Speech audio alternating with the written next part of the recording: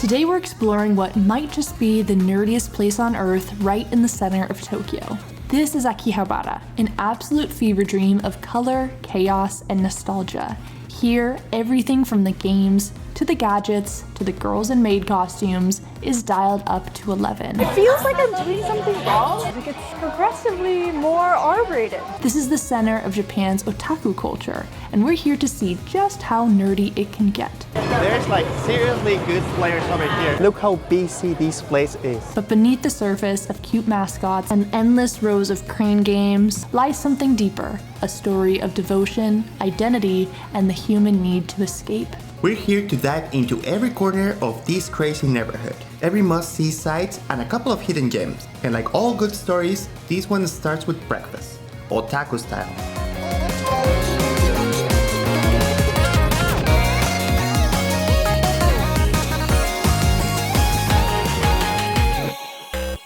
Nerdy Day calls for a nerdy breakfast.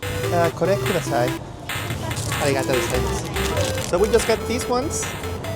We are in Kurikoan and they have taiyaki. And this is a little Pokemon thing and we're gonna enjoy it so much. It's in the shape of a Magikarp. Look at this. So pretty. A Magikarp. Oh, so cute! Kore wa kawaii desu. This is cute. Nice. This is one of the Pokemons that nobody wants. But you know what's the first thing that comes to my head whenever I see a Magikarp?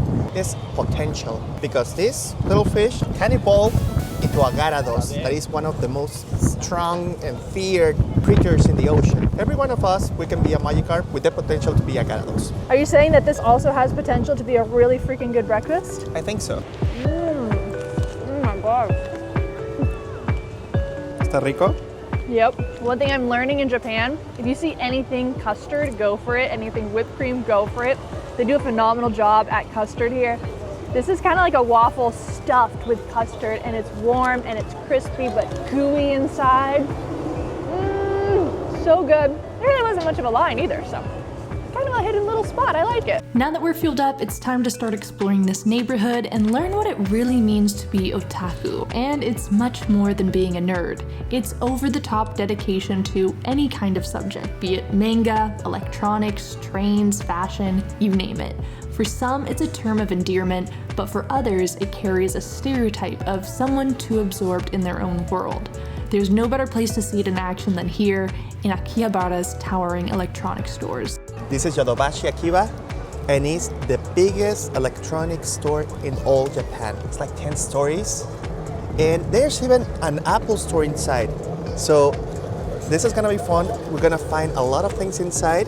And let's see, maybe we bought something. Yeah, it's like a Best Buy on steroids. According to my interpretation, pretty much anything electronic we can find here. This place, we don't even know where to start. It feels like they're trying to short-circuit your brain the moment you walk in. There's Christmas music blasting on repeat, layered with non-stop ads over the loudspeaker. It's like they're trying to disorient you, casino style. No windows, no clocks, just you and 10 aisles of iPhone cases as far as the eye can see.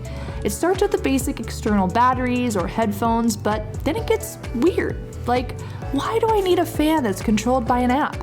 Who is buying a life-size Jason Momoa for their living room? What is this? It's a PC, no? It's the weirdest thing I've seen so far in the store. I am sincerely concerned that we are only on level 2 and we're already running into so much. Oh my god. Martín, do you see this right now? For some reason, in the middle of the electronics store, There's some liquor. lots and lots of liquor, lots and lots of sake. You start realizing that maybe you need one of these ones. Or the big one. Oh. Sorry. But then there's the truly unhinged. Red light face masks that look like you're gearing up for a welding job, Pokemon waffle presses that somehow now feel essential, and the latest in hairdryer technology. And then, whatever this thing is. You have to come in here knowing what you're looking for because there's aisles and aisles and aisles of stuff. Oh my god, look at these keyboards. Sorry, and this is not good for someone with ADHD because I'm so easily distracted. Oh, there you are. Oh my They're god. looking for you. Okay, this is something else. This floor, that is the 6th, it's all about games. But not only video games, also different board games and figures. So it's overwhelming. This one is my happy place, the camera section, because I think we all have a little bit of a nerd inside of us for something, and for me, I am definitely a camera nerd. What kind of nerd are you? We want to know. Leave it in the comments.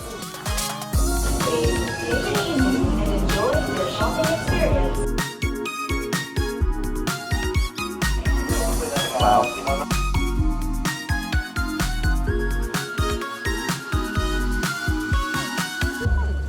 Since we arrived to Japan, I've seen these things all around. Doesn't matter where. It's called Gachapon. And especially in this place, there's should be like 100 of them. So we need to try one.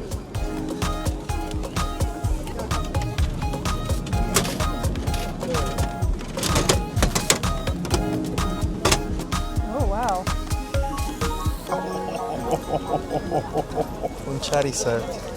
Hey, look at you. You're a little bit of a nerd. You're a little bit of a Pokemon nerd. But if you see here, this is the main one. It's the one that everybody will like. Ah, hey. That's a great souvenir for 500 yen. Our next spot is the Animate. This is, for all of you anime lovers, like heaven, like the Mecca, the place you need to be.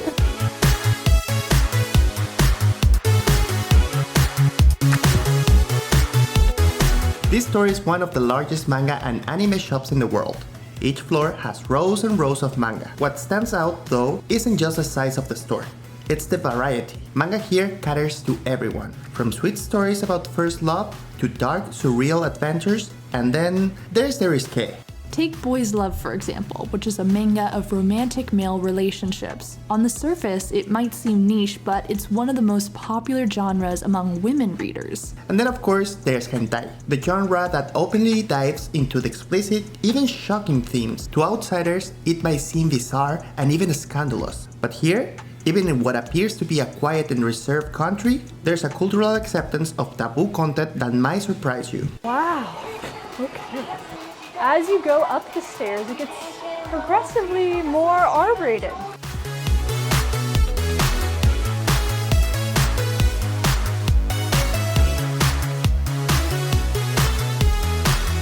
So I like this place. I mean, they're very into mangas, the books. I think if you like mangas, this is the place to be. And also there's new releases. There's 2 floors of new releases. So they have everything over here. What was your favorite anime growing up? I would say between Ranma and Saint Seiya, or Dragon Ball as well. Yeah.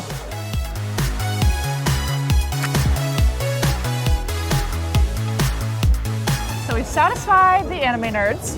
We've satisfied the electronic nerds.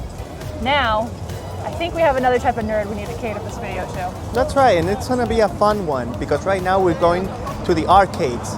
We're going to one place that is called Gigo. Yep, arcades here in Japan are taken very seriously, okay? I'm expecting to see a lot of competition, a lot of really, really cool games. I want to see something unique, you know, like something that we are not used in both of our countries. Yeah, exactly. I also want to challenge you to a game, Miyamor, so we gotta pick a good one. No problem.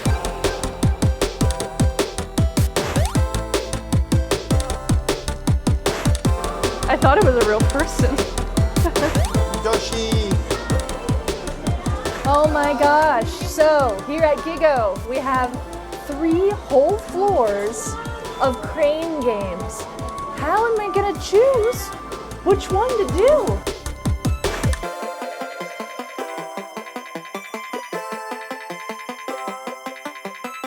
I'm gonna try to win us a Kirby. I've never been any good at these. I think I'm gonna try for that one. No.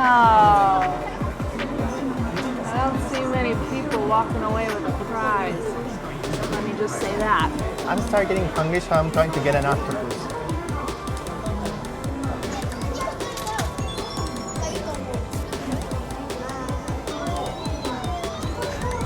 No! Oh, casi. Oh my god. Almost.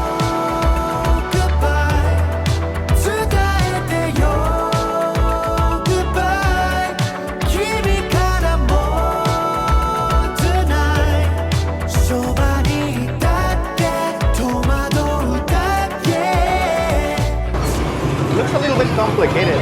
There's like seriously good players over here that I just watched. I have so much respect for the people, especially on this floor 5, the music floor. It's incredible. I mean, I thought I was gonna be, of course, fascinated by this, but wow. I never imagined something like that. What's crazy to me is a lot of these people are not kids. They are adults like us. Yeah. We really need to step up our game. I think we've let ourselves, you know, slip a little in the video game world. Should we try one of the Dance Dance Revolution games? If you want.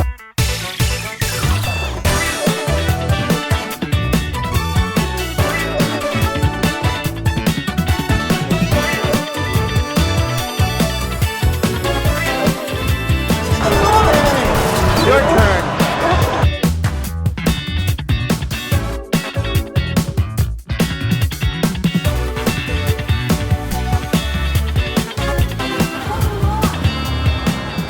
Well, that dancing surely made us work up an appetite. So we need to have lunch, and I can't believe we are about to go where we are going. You guys gonna be surprised. You can only find this here in Japan.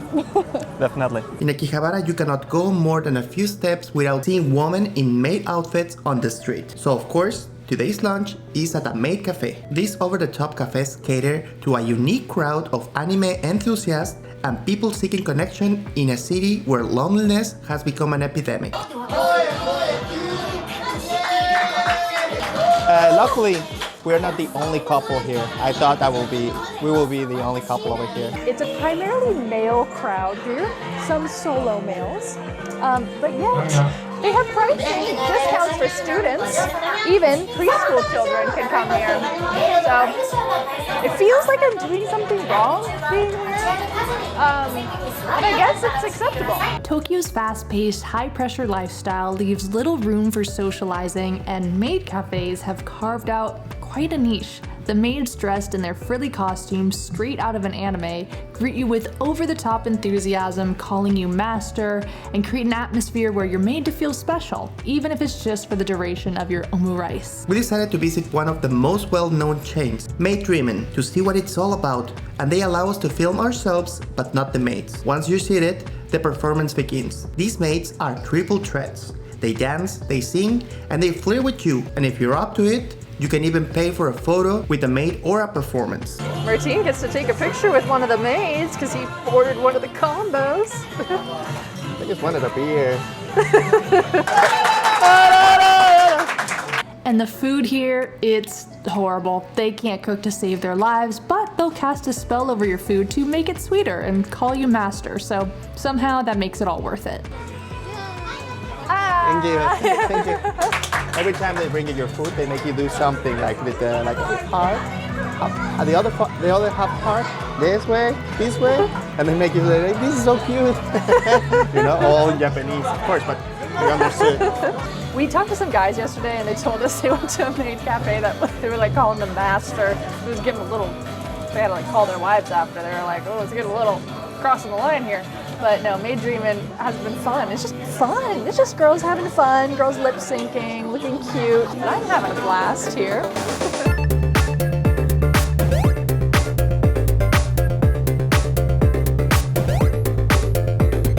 Question for you guys in the comments. If I were to pay you $100, would you be able to perfectly hum the theme song to Super Mario Bros. Or Legend of Zelda? Yeah, well, I think you will lose $100. I think everybody can. Yeah. Okay, slay. Well, and also the other one. No? Okay, well, I guess I owe you $100. Perfect. Anyway, this place that we're about to go to is for those of you guys who know the theme songs to those games, because this is for the old school 90s kid video gamers. That's me? Yeah, let's go to this next spot. And this one doesn't have a big entrance. It was a little hard to find, but well, let's check it out. At first glance, Super Potato's sketchy entrance makes you second guess if you're in the right spot. But don't let that stop you. Just follow the cheesy 8-bit video game music and you'll end up here at this part museum, part store. Anyone who's ever blown into a cartridge to get their game to work will appreciate this place. We learned from our mistake in the other place that has several floors. and we took the elevator directly to the 5th floor. So then we go down. But here the 5th one is the first that we see.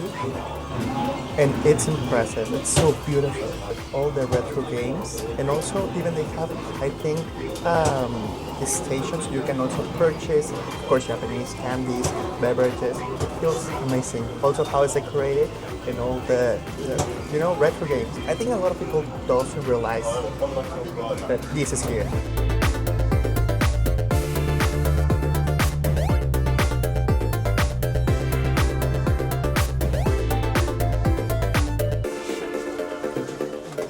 Okay, so it looks like over here we have a lot of games or soundtracks. Oh wow, really, really old games here. Dang, this is for like real fans. Serious hardcore fans. I used to play this game, Metal Gear Solid. Very good game. My gosh, this takes me back. My dad gave me one of these when I was a kid. It was a Donkey Kong one and I freaking loved it. I don't know whatever happened to it. Aquí está, Juliana. See, este! 69,000 yen? I could have sold that. I need to go scour my parents' house for it.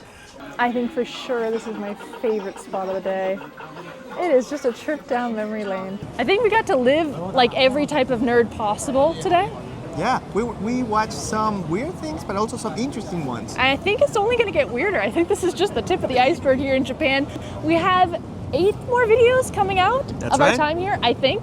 We're gonna leave one to the side for you guys to watch next. So long. Travel well. And make the world your neighborhood. See you guys next time. Bye.